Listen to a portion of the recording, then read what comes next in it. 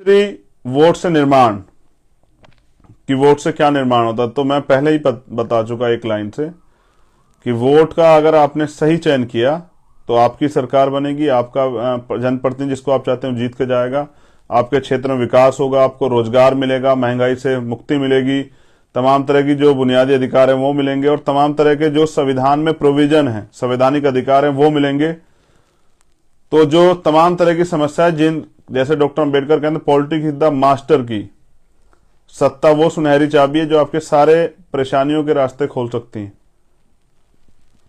तो वोट से निर्माण होता है शक्ति का और शक्ति से होता है परिवर्तन। अगर आप तमाम तरह की परेशानियों से, चाहे वो जातिवाद हो, चाहे वो किसी भी तरह का डिस्क्रिमिनेशन हो, भेदभाव हो, किसी भी तरह का जो है वो एट्रोसिटी हो, किसी भी तरह की और कोई समस्या हो, तो वो सब चीजें अगर आप अच्छी व्यक्ति को वोट देते हैं तो वो सब चीजें बदलाव हो सकता है।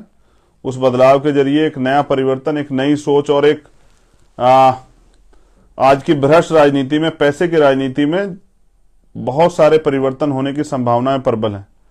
और ऐसा विश्वास था डॉक्टर अंबेडकर का कि 21वीं सदी हमारी होगी, क्योंकि उनको भरोसा था कि कुछ लोग अपने व्यक्तिगत जीवन को त्याग करके वोट की वैल्यू को और संवैधानिक जो मूल्य है उनको समझाने का काम करेंगे और धीरे धीरे जिस समाज को पढ़ने का अधिकार पूर्ण रूप से 1950 के बाद मिला, वो भी एक समय पे आके जानकार हो जाएगा, समझदार हो जाएगा और वोट का सही प्रयोग करेगा। वो जो व्यापार की राजनीति उसमें नहीं फंसेगा। तो मैं धन्यवाद देता हूं मान्यवर साहब श्री काशीराम का कि उन्होंने हजारों लाखों लोग तैयार किए, जिन्होंने जो आज कहीं ना कहीं किसी दूसरे दलों में भी स्थापित हैं, लेकिन जिन्होंने ये राजनीतिक शक्ति को, मान्यवर काशीराम साहब ने राजनीतिक शक्ति को बनाकर और बताया कि सत्ता किस तरह बनती है और सत्ता से क्या क्या परिवर्तन होते हैं।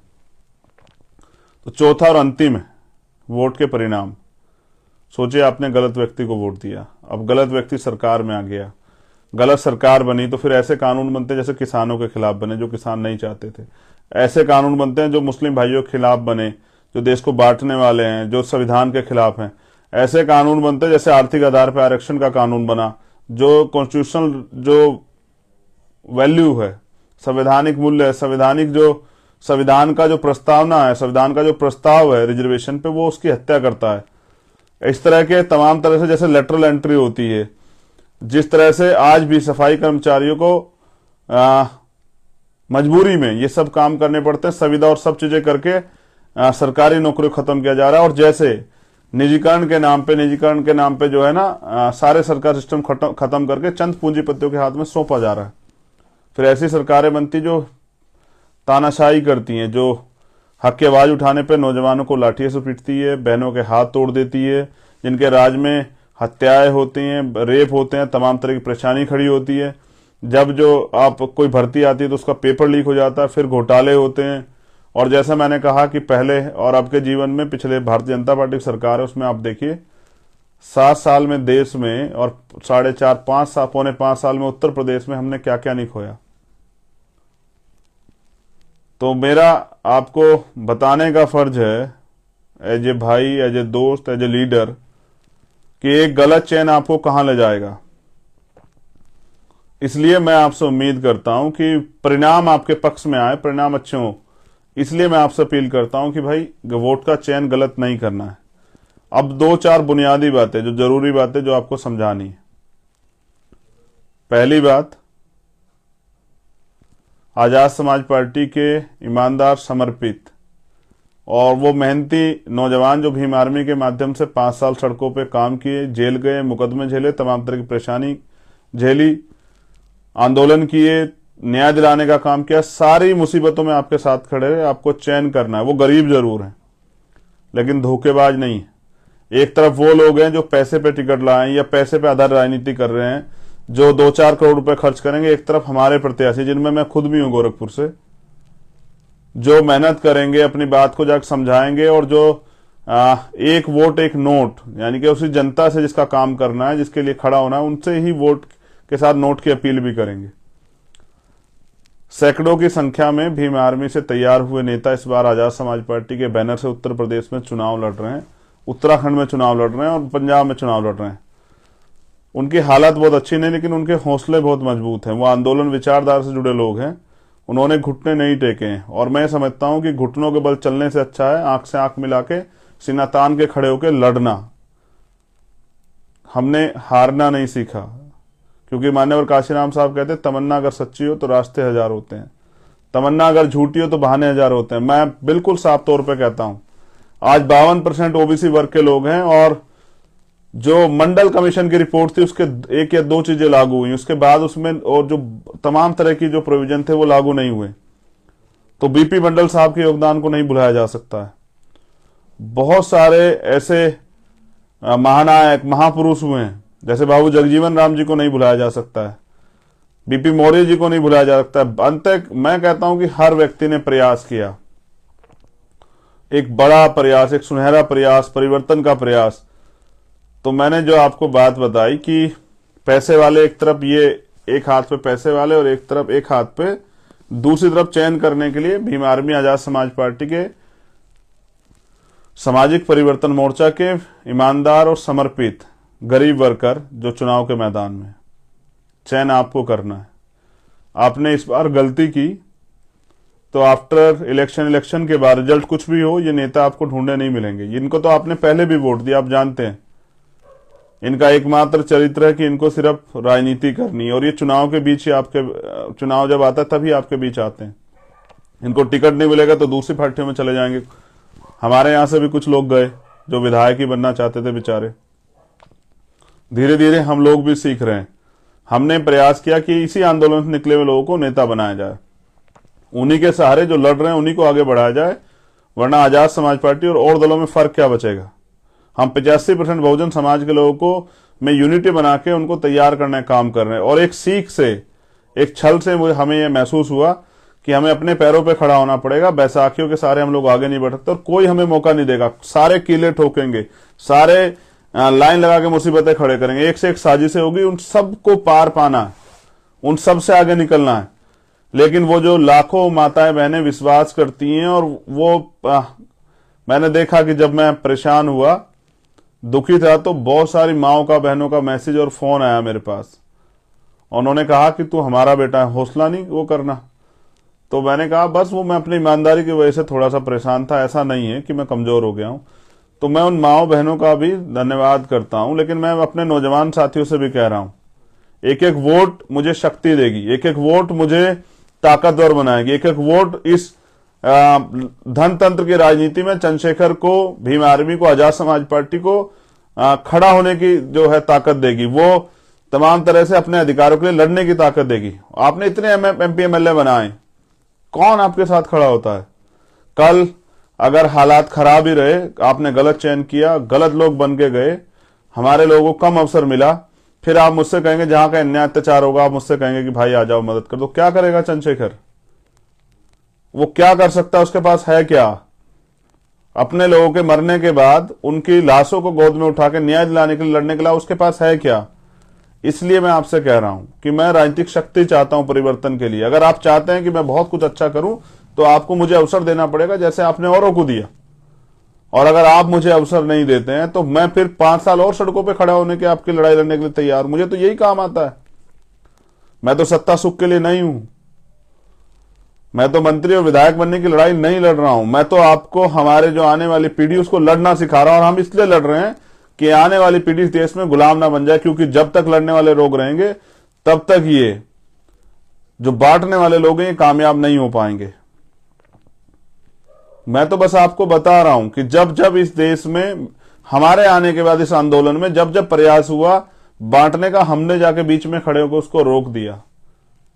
हम लोग लड़े। 5 साल में 2 साल से ज्यादा हमने जेल काटी, मुकदमे झेले, लाठियां खाई, ना धूप देखी, ना बारिश देखी, ना रात देखी, ना दिन देखा, ना कोई और चीज। ना जेल से डरे, ना मुकदमों से डरे, ना हथकड़ी से डरे, किसी चीज से नहीं डरे। डरते हैं तो अभी आप लोग तैयार नहीं हुए, इस बात से डरते हैं। मैं ये कह रहा हूं कि बदला क्या 71 साल की राजनीति में आपके हिस्से में क्या आया है? जिसको वोट आप लगातार देते हैं वो विधायक बनता रहा, वो एमपी बनता रहा, वो पैसे वाला बनता रहा, पैसे की धनतंत्र की राजनीति हावी होती रही। हजारों लाखों लोग जो आज नौकरी के लिए लड़ रहे हैं वो कल फिर लड़ेंगे अगर उन्होंने गलत चयन किया। ऐसे नेताओं को आगे बढ़ाने से बढ़िया जिनका अंतिम उद्देश्य सिर्फ राजनीतिक व्यवस्था में बने रहना है और अपने आप को ताकतवर बनाना है, पैसे वाला बनाना है, उनसे बेहतर प्रत्याशी हमने उतारे हैं। मैं फिर कह रहा हूं, वो गरीब जरूर है लेकिन वो धोखेबाज नहीं है। वो गरीब जरूर है लेकिन उनके अंदर छल नहीं है। वो लड़ना चाहते हैं और वो राजनीतिक शक्ति चाहते हैं। कोई नहीं लड़ रहा है पूरे उत्तर प्रदेश में, जहां भी आजाद समाज पार्टी भीम आर्मी का प्रत्याशी, वो सब चंद्रशेखर आजाद है। कोई नहीं लड़ रहा है और सिर्फ चंद्रशेखर आजाद लड़ रहा है, और वो अपनी बहनों से, माओ से, अपने भाइयों से, अपने बुजुर्गों से आशीर्वाद चाहता है। और वो चाहता है राजनीतिक शक्ति परिवर्तन के लिए। एक एक कार्यकर्ता, मैंने पहले कहा था, हजारों हजारों विरोधियों पे भारी पड़ेंगे जब वो उतरेंगे फील्ड में, जब वो अपनी शक्ति के साथ उतरेंगे और अपने विश्वास के साथ उतरेंगे। एक एक जो मेरा विधायक जीत के जाएगा इस आंदोलन से, वो सौ विधायकों पे भारी पड़ेगा। ये पैसे वाले लोग, ये बड़े बड़े गाड़ी बंगले वाले लोग आपके बीच आएंगे, अभी आपके पैर छुएंगे, आपको दादी, चाची, बुआ, बहन, माँ, बहन और पता नहीं क्या करेंगे, आपके पैर पकड़ेंगे, आपको चाचा, ताऊ, फूफा, भाई, दोस्त, छोटे भाई, पता नहीं क्या क्या बताएंगे। लेकिन आप चुनाव के बाद आप इनको ढूंढो से भी ढूंढने, लैंटर्न लेके भी, दीवा लेके ढूंढोगे तो आपको मिलेंगे नहीं। इनके घर के दरवाजे आपके लिए बंद हो जाएं, क्योंकि आप इनके लिए मात्र एक वोटर हैं और मेरे लिए आप मेरा परिवार हैं। इस प्रदेश की तरक्की के लिए जितना कुछ हम लोग कर सकते थे हम लोग कर रहे हैं। मेरे सभी प्रत्याशी सक्षम नहीं है। कुछ प्रत्याशी ऐसे भी जिन पे जो हेलीकॉप्टर की व्यवस्था भी कर सकते, कुछ प्रत्याशी ऐसे हैं जो मेरे लिए गाड़ी की व्यवस्था भी नहीं कर सकते हैं, कुछ प्रत्याशी ऐसे हैं जो अपने दम पे मजबूती से चुनाव लड़ सकते हैं, दूसरे साथी की मदद कर सकते हैं, कुछ प्रत्याशी ऐसे हैं जो बेचारे चंदा मांग मांग के लड़ेंगे। लेकिन मैं उनके हौसलों को सलाम करता हूं कि उन्होंने कमजोर नहीं पड़ने दिया। 10 दिन में फिर से वो अपने पैरों पे खड़े और उन्होंने विश्वास दिलाया। तो एक एक वोट आपके भाई को शक्ति देगा। घर से निकलना भी है और वोट भी करना है। एक अंतिम बात आपसे कहनी है, हम बहुजन आंदोलन में जन्मे लोग जिन्होंने अपने महापुरुषों की बात को, उनके जीवन को आदर्श समझ के उनके सिद्धांतों पर चलने की बात की है और जो चल रहे हैं, मैं आपसे अपील करता हूं भीम आर्मी आजाद समाज पर सभी कार्यकर्ताओं से, किसी का विरोध करने में, किसी को अपशब्द कहने में, और ये जो लोग आपको जानबूझ के कहते हैं कि आपका समय खराब हो, जो लोग चाहते हैं कि वो आप लोग उनमें ही उनके साथ ही जो है उलझते रहो, जो जानबूझ के आपको अपशब्द कहते हैं, ऐसे सभी किसी साथियों से मत उलझो। हम अपने संतों गुरुओं को मानने वाले लोग, हमें हमारे महापुरुष ने किसी का अपमान करना नहीं सिखाया। मैं आपसे भी अपील करता हूं, कई बार मैं देखता हूं कि आप किसी ना किसी से उलझ रहे होते हैं। उनको जितनी गाली देनी हमें दें, उनको जो कुछ हमें कहना है कहें, वो जो कुछ भी हमारे खिलाफ षड्यंत्र कर सकते हैं वो करें, लेकिन हम अपने जो हमारा आंदोलन है, जो हमारा रास्ता, हम उस पर चलते रहेंगे। मैं कह रहा हूं कठिन जरूर है लेकिन नामुमकिन नहीं है। मान लो तो हार और ठान लो तो जीत। हम तो निकले हैं घर से, हमारा पहला चुनाव है, हमने करके दिखाया कि आज देश का मीडिया जो है वो हमें सुनता है, हमारी बात को तवज्जो देता है। ये ताकत है भीम आर्मी आजाद समाज पार्टी की। मेरी आपसे अपील है, मैं हाथ जोड़ के अपील कर रहा हूं, मैं नहीं जोड़ता हूं किसी के आगे हाथ, लेकिन आपके आगे जोड़ रहा हूं, क्योंकि मैं जो कुछ हूं वो आपकी मेहनत की वजह से हूं।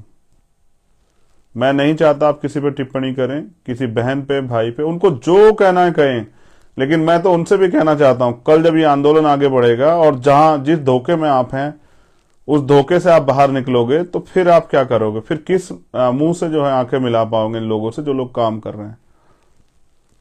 हमें सीख लें, जब दूसरे लोग, इतने दल उनके चल रहे हैं, बड़ी बड़ी पार्टियां चल रही है, उनकी सरकारें बनती हैं, वो लोग आपस में नहीं लड़ते, वो लोग अपने हितों की रक्षा के लिए लड़ते हैं और वो अपने हितों की रक्षा पे किसी की सरकार को काम कराते हैं। वो एकजुट रहते हैं, उनका अंतिम उद्देश्य अपने लोगों के, उनके अधिकारों की रक्षा होती है। और हमारे लोग सिर्फ और सिर्फ क्योंकि चंद्रशेखर आजाद किसी अमीर बाप का बेटा नहीं है। भीम आर्मी के जो अध्यक्ष हैं, भीम आर्मी के जो महासचिव हैं, उपाध्यक्ष हैं, भीम आर्मी की जो पूरी कोर कमेटी है, वो बहुत ताकतवर लोगों के, जो मतलब पैसे से ताकतवर या पॉलिटिकल ताकतवर लोगों की टीम नहीं, इसलिए सब चीजें कर रहे हो। तो मैं कह रहा हूं आप भी अपना काम जो है ना, आप अपने काम पे ध्यान दो। हमारी बुराई करने से क्या होने वाला है? और अगर हमारी बुराई करने से आपका काम आगे बढ़ रहा है तो मैं तो आपको कहूंगा खूब करो, खूब बुराई करो। मैं कोई पहला व्यक्ति थोड़ा ही हूं जिसके साथ ये होता है। मैं तो अपने साथियों से, कार्यकर्ताओं से, अपने नेताओं से अपील कर रहा हूं, आप मत उलझो इनमें। आपका काम है, आपकी लड़ाई आरएसएस और भाजपा से है, अपने लोगों से नहीं। आपकी लड़ाई इस देश में समता, समानता, बंधुत्व, भाईचारे पर आधारित उस व्यवस्था को लागू करने के लिए, उसके लिए आपको राजनीतिक शक्ति चाहिए। तो वो राजनीतिक शक्ति इनसे उलझने से नहीं मिलेगी। ये तो हमारे ही लोग हैं, गुमराह लोग हैं। कल जब इस आंदोलन की ताकत को, हिम्मत को देखेंगे और हमें काम कर देखेंगे तो आपके साथ खड़े हो जाएंगे। इसलिए इन पे समय खराब नहीं करना है, अपने काम पे ध्यान देना और मजबूती से आगे बढ़ना है। ये चुनाव नहीं, ये लड़ाई है आत्मसम्मान, स्वाभिमान की। और ये लड़ाई है युवाओं की, जिनको साबित करके दिखाना है कि उनमें क्षमता है। काबिलियत महलों की मोहताज नहीं होती है। इसलिए मैं समझता हूं कि एक गरीब का बेटा भी, जिसके अंदर दृढ़ संकल्प है, वो भी आगे बढ़ सकता है। इसलिए मैं अपने हर एक कार्य